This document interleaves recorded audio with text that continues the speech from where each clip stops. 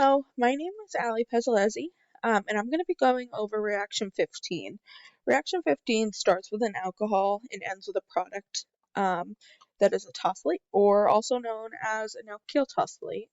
Our two reactants are going to be tosyl chloride and pyridine, so I just kind of want to go over a brief background on those two. Tosyl chloride is a white crystalline substance that has a buttery odor, and it's going to transform our alcohol group into a slavonic ester.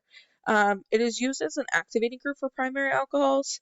Contrastingly, though, because of the large volume and lower reactivity of secondary and tertiary alcohols, it is not going to be an activating group for those. So that's why it's going to be selective towards primary alcohols.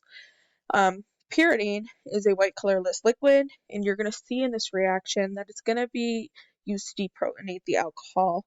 It is also going to be used to mop up any excess hydrochloric acid in this reaction. Okay, so let's dive into it.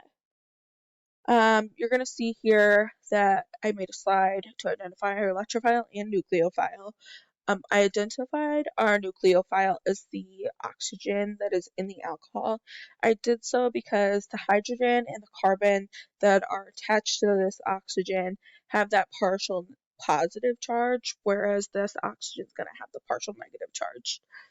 Vice versa, in our tosyl chloride, you're going to see that I identified the electrophile as the sulfur, and that is because out of the two oxygens, chloride and the carbon attached to it, it is going to have the partial positive charge out of all four of those molecules. So I just kind of wanted to go step by step, and this is kind of just how my brain works, just kind of breaking down each step, wanting to show the curved arrow mechanisms and the electron flow from our alcohol to our tosyl chloride, and just kind of showing you the result of each step. So in this step, you're going to see that our alcohol is going to perform a substitution reaction on the sulfur. This is going to form our oxygen and sulfur bond, which you're going to see in this result over here that I've drawn to the right.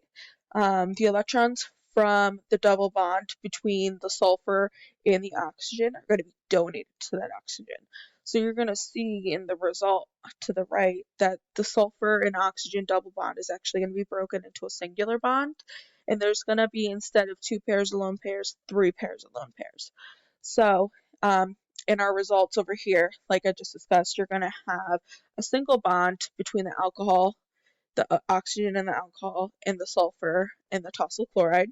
And then you're also going to have a single bond between the oxygen with 3 pairs of lone pairs and the sulfur.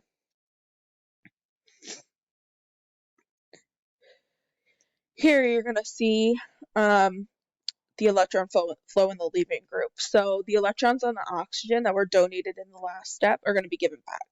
So in doing so, this double bond is going to be restored between the oxygen and the sulfur. And you're also going to see that instead of having the 3 pairs of lone pairs on the oxygen, it's going to go back to only having 2. The substitution reaction in the last step is also going to lead to the breakage of this sulfur and chloride bond. You're going to see the electrons from the single bond between the sulfur and chloride are going to get donated to the chloride, and this is going to fulfill the octet rule for our chloride. This is going to allow our chloride to break off and be our leaving group.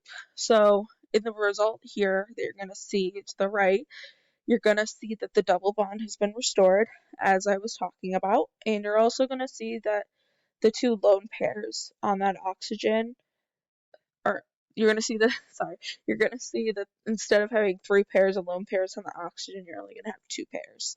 So kind of restoring what was done in the initial step.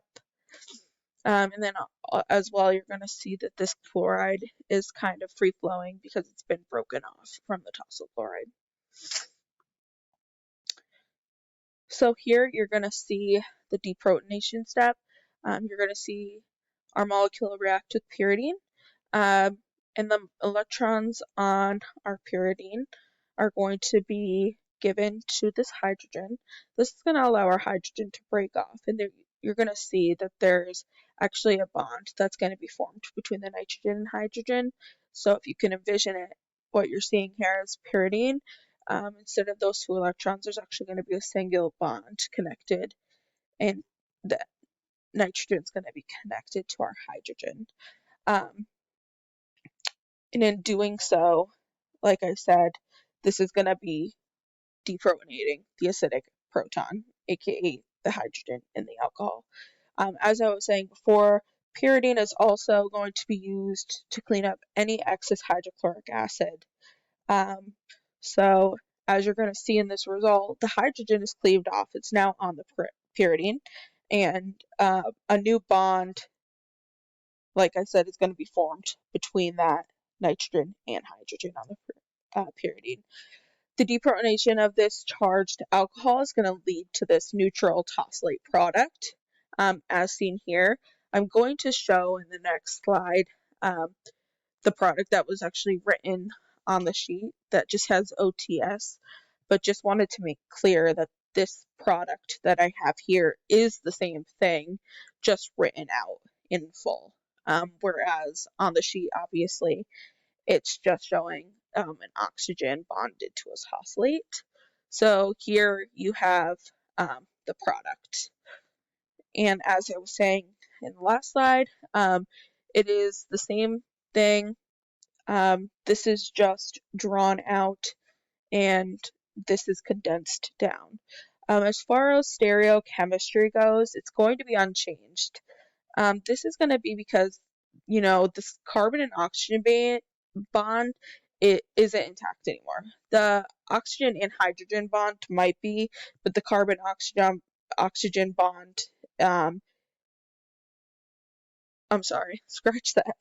The oxygen hydrogen bond is broken. The carbon oxygen bond is intact. So there's going to be no change in configuration, and this is because the oxygen is still attached to the chiral center. Sorry for getting all mixed up on my words there.